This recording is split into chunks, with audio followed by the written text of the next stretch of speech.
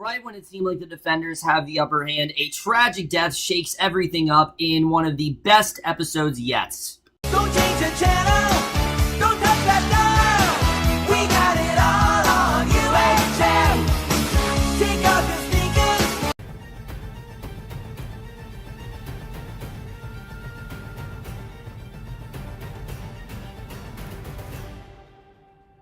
Hey guys, it's Remember the Defenders, episode 6, Ashes, Ashes, and holy shit, this episode. I mean, this was incredible. I did not really know where we were going to go from here, I have to say. I mean, now that we have the team formed, I mean, obviously I knew that, the other side was going to get a lot stronger and things like that, but the defenders were just as strong. I didn't really know where we were going to go. And this was incredible. I mean, what this episode did so well is it gave us some really great action, but also gave some great character development. It had that great Luke Cage and Iron Fist bond. It had that great Jessica Jones and, Murdoch bond. And it also really did flesh out Elektra very well. I do have one complaint with this episode. Just because it was predictable. There were two big deaths in this episode. One of them was predictable. One of them definitely wasn't. One of them I definitely did not see coming at all. But let's just get into this episode because I definitely do want to talk about where this is really gonna, where we're really headed here.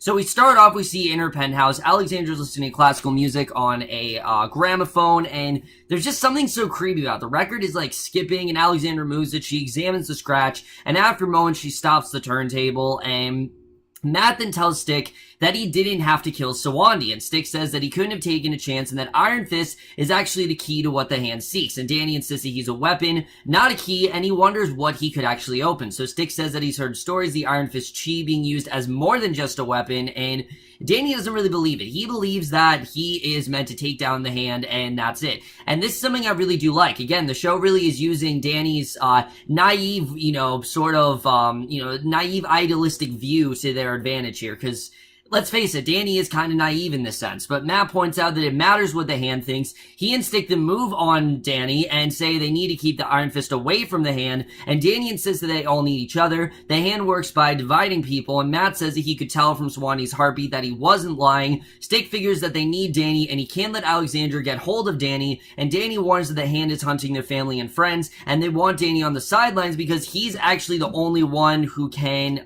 destroy him, and Luke then suggests that they hide Danny. Jessica wonders how they do it. Danny says he's leaving to finish the job. Matt tells him he's not going to lose the city, and Matt says that Danny can't leave the room, and then just shoves him back. We get this really nice fight scene where Danny's preparing to fight. Jessica and Luke are moving in. Danny attacks Matt. Matt punches him back, and Luke then joins in. Jessica steps in. She knocks them apart, and Danny then summons the Iron Fist. He punches Luke, and the recoil then knocks everyone down, and when Danny tries to leave, Matt then grabs his leg. Jessica punches him unconscious, and as they take Danny to another hideout, Luke then apologized for not keeping in touch with her, and yes, this was a very brief conversation between Jessica and Luke, but it was needed. I think we need a little bit of, conversation there. I mean, the last time these two saw each other obviously wasn't on good terms. The last time she saw him was, he got injured by Kilgrave, and then he kind of went on his own. So it's been a while since these two really did see each other, but there's a lot of reconciliation between them because, Luke doesn't really have that fondness towards,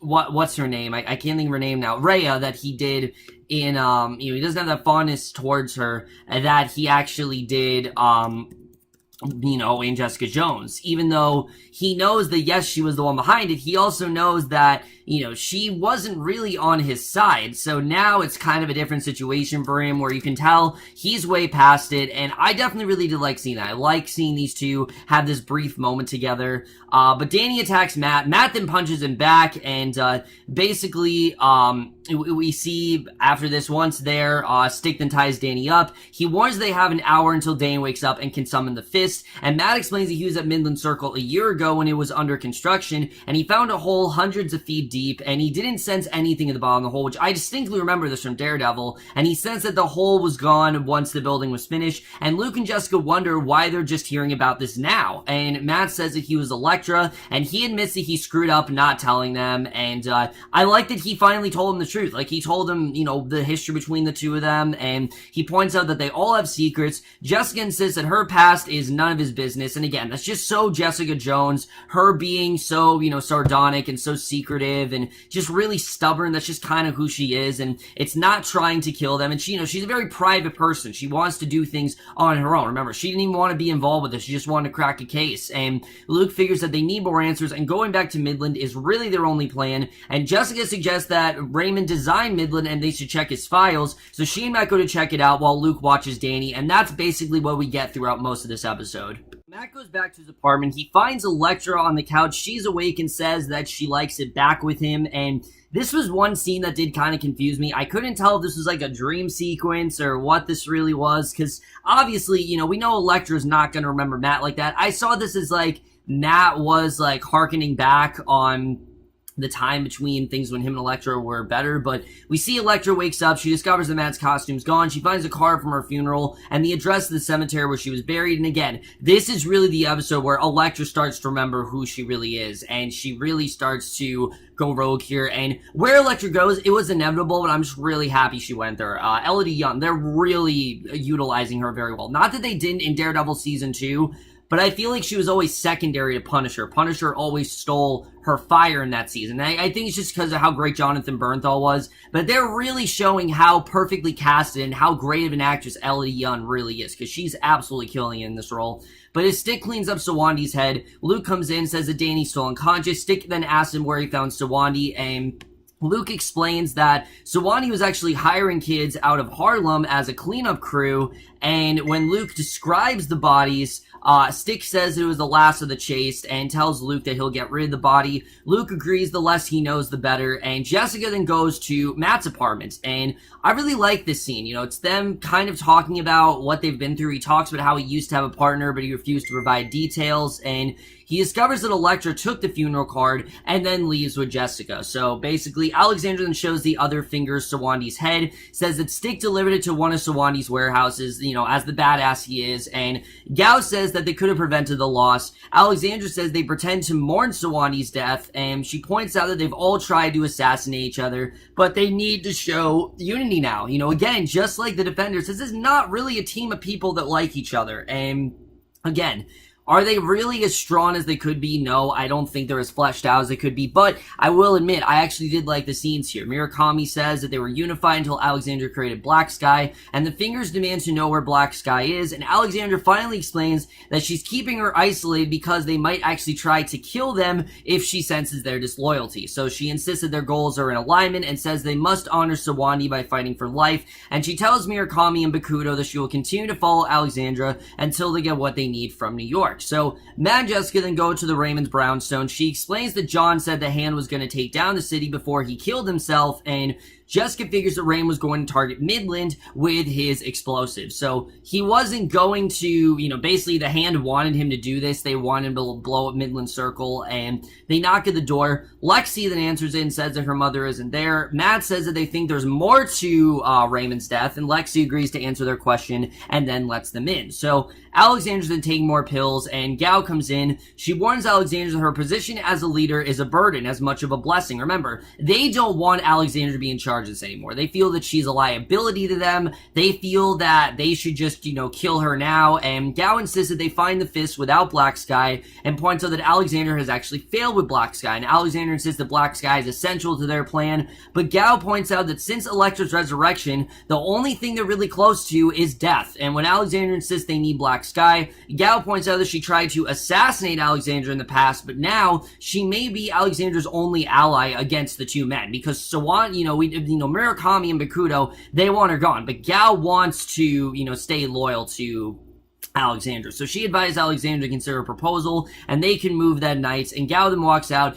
passes Murakami in the hallway, and says that he's right. So this was really compelling. Again, as much as I didn't really have much emotional investment in the Five Fingers, seeing them turn each other is really well done, and I really do love the way this is played out, because on one hand, you got Murakami and Bakuto who want to see Alexandra die, but then you have Gao and Alexandra who want to kill Murakami and Bakuto, so you don't really know who's actually going to get the upper hand here, and it honestly was quite compelling to watch. I really did like what we got here.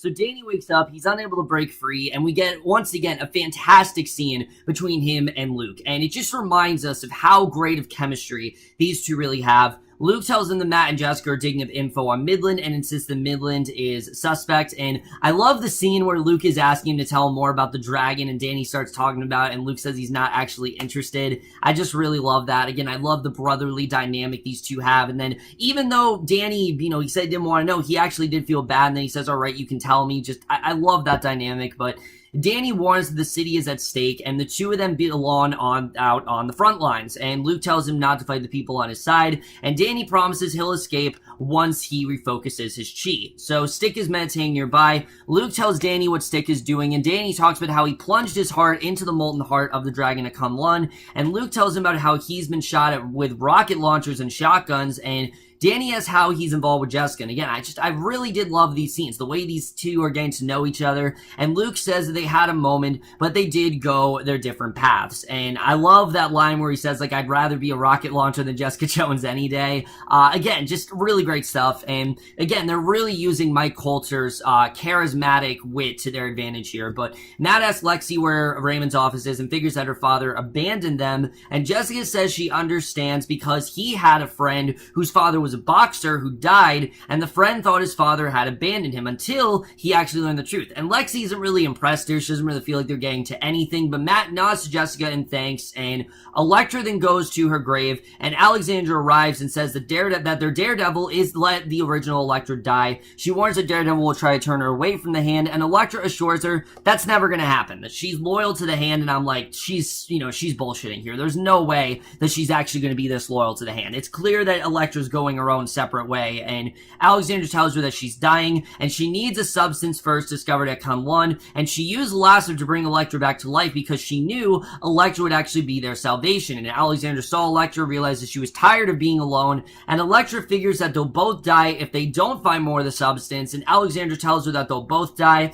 and she says that Elektra needs to make sure that that doesn't happen. And then after that, it's over. The two of them will serve life together, and again, that's the whole motive of the Hand. They just want to be able to serve life and make sure that, everyone who dies can come back to life, and again, it's a good goal, it is, but I just wish we got a flashback episode with Alexandra just to flesh her out a bit more. I think this could have been, she is a great character. Sigourney Weaver is absolutely killing it, but I think that's really what's elevating this role. If Sigourney Weaver wasn't playing Alexandra, I don't think this character would be as memorable as she really is. I'm gonna say that right now. But Stick hears Danny's heartbeat slowing down. He figures that he's recharging his chi, and Danny says that winning the war is their duty. Stick warns that winning will take something more than fighting, and he admits that he's just making things up because that's what survivors do. And Lexi then tells Matt and Jessica that her father was boring. Then he changed and he stopped eating, and he didn't do anything like he used to. So Matt asks if she plays the piano. He goes over to play, and Jessica says that they should go. She's not really sure where he's going with this, like why is he playing the piano, and he tells her to give him a second, and he notices that one hammer is ruffling something on the string. So they open up the piano, and they actually find the plans to Midland. So Matt promises that they're on her side, but they need a moment, and once she leaves, Jessica discovers the plans are for something below the building at the bottom of the hole. So this is something different entirely, and this is really when stuff starts to intensify here, especially in this next scene where Stick warns Luke not to let his guard down with Danny. He tells Luke that prison is never behind Simone, no matter how many punches he pulls, and remember, that's something that Luke is trying to fix. He's trying to, because he's not someone who ever wanted to go to prison. He's trying to kind of, make up for that, make up the fact that he did go to prison, that he did screw up, but I like that Stick is telling him, look, that never really leaves you, once you're an inmate, you're kind of an inmate for life, and Luke wonders what he means, and Stick tells him that he could do more damage if he let himself go, and Stick says that he was in prison when he was 10, before he went to war with the Hand, and then the Chase found him and taught him how to fight, giving him a purpose and a family, and behind them, Danny starts to summon the fist, and this is really when we get to the incredible finale here. Matt and Jessica return. They figure that Raymond wanted to collapse Midland on top of whatever's at the bottom of the hole, and Matt then wonders how Jessica knew about her father. She says she looked into his backstory and figures they need to trust each other, and Stick is then lighting incense, and he says that the Hand needs the fist to win their war. Luke collapses from breathing the smoke. Stick tells him they have a third choice besides running or fighting, and it's basically the choice that nobody wanted. And you can just see how meticulous Stick was with planning this out. He's really thinking of all the options here. And basically the option is just, the one that, like I said, nobody wanted. But Matt hears him collapse and runs. Meanwhile, Stick prepares to kill Danny. He says that the hand made Danny their weapon, and he doesn't see much of an option but to cut off his own head. And right when he's about to do that, Elektra arrives. She attacks Stick. They fight. Elektra runs one of her swords right through Stick's leg, and he puts his sword to her throat. She parries it, knocks him back, and when Stick tries to kill Danny, Elektra blocks his sword, kicks him back, and prepares to kill him. So Matt runs in, tells Elektra that she doesn't belong to the hand. She says it's good to see Matt, and then kills Stick. Yeah, Stick is dead right then and there, which I was absolutely shocked about. I did not think that the show would do that. You know, Scott Glenn is such a talented actor. I doubt this is the last we're going to see of him in, you know, this universe. I do think it's the last we're going to see him in the show, but it was just a really shocking death. But I feel like it needed to happen. He was going way too far. He was going to kill Danny, and, you know, they need to kill him. So Elektra then knocks Matt back. Jessica grabs her, but Elektra then kicks her unconscious. Luke recovers, blocks Elektra's sword strikes with his arm, but she knocks him unconscious. Elektra then cuts Danny free, looks at Matt for a moment, and then leaps out the window with her prize. So you know that she is firmly on the hand side, but that she definitely does have her own plan here. And this whole fight was so well done. I love the way this was handled. You know, it was basically akin to the elevator, you know, the hallway fights in episode 3. Was it as good as the hallway fight? I wouldn't say so, but I do think this was still an incredible fight scene, and I think they're really delivering with the action here. But Alexander's dying alone when Murakami comes in. He offers her a bottle of wine. He says that he needs to make amends and talks about how he wanted to stay with Elders of Kunlun and only use their discoveries for good. And Murakami and Missick, he didn't want to leave with Alexander, and Alexander says that they were meant to fight the war together. He says that he wanted her last meal to be a good one, and you're like, alright, this is the moment. This is when he's gonna kill her. And Elektra then drags Danny in. Alexander tells Murakami that she always wins. The fingers then gather and tells Danny that he's with them for good. She tells him that they fight to return to Kunlun, and Danny only saw what he wanted to see, and Alexander figures that they can return there together. Danny insists that they're really not the same at all, and she tells him that in the end he'll serve her and has Danny taken away. And once they're alone, she goes on this really long monologue where she says they can proceed as planned. Murakami points out that very little has gone as planned. They lost Sawani to get the fist. Gao says that they must look to the future and they must get the substance before Danny's allies come for him. And Alexander tells him to kill all 3 of them. Basically, you know, she's about to kill, you know, Bakudo, Murakami, and Madame Gao, all 3 of them, and points that she kept their organization running. And right where she says that, Elektra, she just stabs her right in the back, tells the fingers they work for her now, and cuts off Alexandra's head. And yeah, Elektra's now running the show, and that is the way this episode ends. Yeah, so Elektra's the one in charge now, and let's just talk about this, because there are definitely a lot of interesting places for this to go. So, overall, guys, this was, like I said, another incredible episode, but I'm not gonna lie, I did kind of see this death coming, and I'll tell you why. When you have your villain giving this, you know, huge monologue, and there's someone right behind them, odds are they're probably gonna die. I mean, I had a feeling that this was gonna be, you know, Alexander's death. I just had a feeling that that is actually what was gonna happen, and, you know, I'm not surprised that she did do it. Am I happy that she killed Alexandra? Honestly, no. I'm not happy, and I'll tell you why I'm not happy about it, because I really feel they could have fleshed this character out a lot more. They could have pulled a Cottonmouth, and we could have had the penultimate episode be fleshing Alexandra's backstory, because I feel like that would give her even more of a purpose as a character. Look, I love Sigourney Weaver's character. She absolutely killed it. And I'm really gonna miss seeing her, because just Sigourney Weaver, I mean, she's one of those actresses where, you know, she could be playing the blandest character possible, but she's just so great at her acting that you can't help but look away. And that's really what was so great about Alexandra's character. Was she the best, you know, Marvel villain in the world? No. In fact, I don't even think she was even that well fleshed out. I think they could have fleshed her out a lot more than they really did, but I'm not gonna lie, I actually really did like what we got with her as a character. I thought she definitely did do a really good job here. I just felt the show kind of wasted the opportunity to really flesh out her backstory. They really could have delved a little bit deeper into her. You know, she talked about her daughter and how she saw Elektra as her daughter and how she wanted to keep herself alive. I mean, I just wanted to see more of the story. You know, why is Alexandra this way? You know, what made her die? What is her background like? I just want to get more into that, and I feel like we just didn't really get as compelling of a story as we could have with her. What we got was great. I'm happy with what we're getting here. It's just, I'm not exactly happy that they killed her, but Elektra calling the shots is definitely something I want to see now. I mean, who knows what's going to happen now? Because on one hand, Elektra does seem to want to work for the Hand firmly, but on the other hand, it does seem that she's remembering her past with Matt, and she did kind of save Danny in a way. I mean, Danny was about to be killed by Stick and be a sacrifice. And I don't think anybody wanted that to happen. They just kind of wanted to keep Danny out of the loop because Danny's really impulsive and he'll do something that could really cause them harm. Killing Danny was not the best option. I mean, I understand that that's what Stick thought, like as a last resort, he thought that's what he had to do.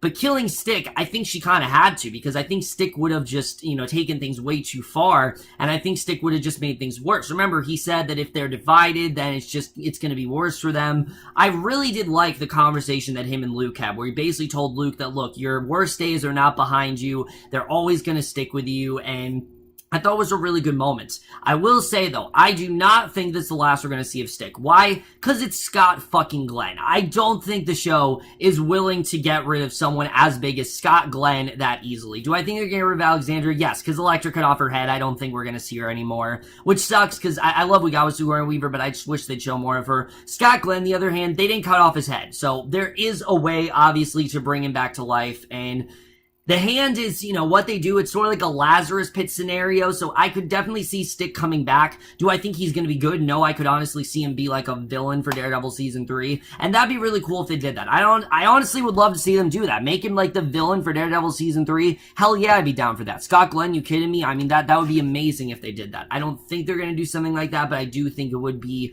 really cool if they did delve a little bit deeper into that, but we'll have to see. Again, I could be wrong. Maybe this is the last we're going to see a Stick. I don't know. It just doesn't feel like as final of a death as it should be. We had Elektra die and now she's back, so I think it's definitely possible that this character could live, but we'll have to see. As far as Matt and Jessica, again, I love seeing these two work together. I love that Matt did tell the team what's going on between him and Elektra, because now it doesn't make him as shady. Now people can actually trust Matt, and I definitely did really like seeing that. Moving forward, I'm going to be honest with you, I don't really know what's going to happen, and that's a good thing. I like that the show is kind of going in this unpredictable direction. I mean, yeah, I had a feeling Alexandra wasn't going to make it. Did I think Elektra was going to be the one to kill her? No. I honestly thought Madame Gao was going to kill her, basically to save them, because, she wanted to kill Murakami and Bakudo, and I get it, the Gao obviously pledged allegiance to Alexandra, but I thought she was going to do it to save her, so that way Alexandra went in a good way. She was just, a sacrifice to them. I thought that's what was going to happen, but I did think the way she died was right. I just thought we could have gotten a lot more with her, unfortunately, and I feel like they didn't flesh her out as well as they really could have. Other than that, guys, this was easily one of the best episodes so far. There was some fantastic action scenes. We had some great stuff between Luke and Danny. Just all that stuff. I mean, there's a reason why the show was in my top 5 summer shows, and I really can't wait to see where the show goes for its back half. And I'm absolutely going to give The Defenders Episode 6, Ashes, an A-. So overall, guys, from here to this episode of The Defenders, let me know what you guys thought of this episode overall. Loved your thoughts on it. I am absolutely loving where the series is headed. Again, am I upset that Alexandra died? Yes, but I am interested in seeing what Elektra is going to bring to the table as a villain. We really have not seen that before, and I'm looking forward to seeing how that really is here. But overall, guys, that's it for my review. Hope you guys enjoyed it. We'll see you guys in my next video, which will be for episode 7 of The Defenders, and I'm hoping to finish this tomorrow. Hopefully I can do that, and I will see you guys for that. Okay, bye.